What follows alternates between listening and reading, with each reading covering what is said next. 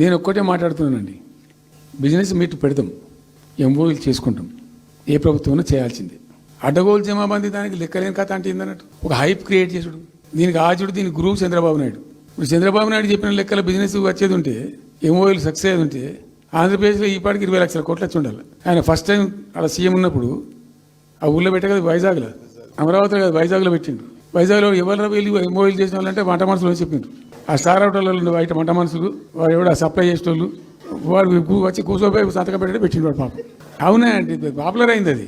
ఇప్పుడు మరి ఎక్కడ పెట్టుకోవాలని ఎక్కడ చెప్పండి. ఆఖరికి 10,000 కోట్లు అన్న రావాలి, 15 లక్షల కోట్లు, 6 లక్షల కోట్లు, 8 లక్షల కోట్లు. అయితే అప్పుడు తమాషా జరిగింది.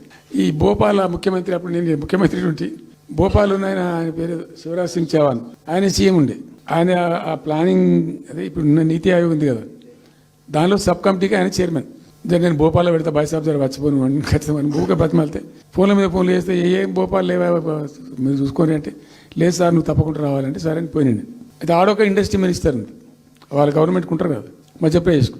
ఆమె వచ్చి నీ కొడుకు వచ్చి బాగా ఆగమాగం చేస్తానండి మమ్మల్ని అంటే, ఎందుకు చేస్తామంటే ఆయన అదొకటితోటి మాట్లాడి ఎక్కువ చేసుకుంటుండు బాగా అంటే, నువ్వు కూడా అన్నాడు గట్టిగా చెయ్యి.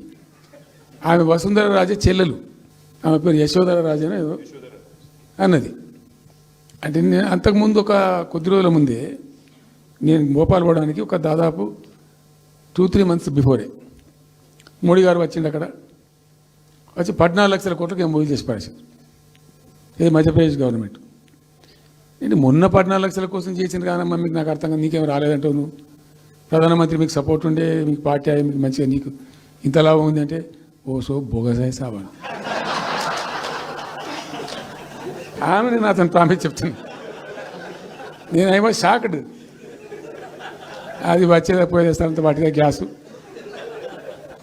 అంటే, ఈ గ్యాసులు ఎవరిని మోసం చేయడానికి ఇంత వంచిస్తారా ప్రజలను?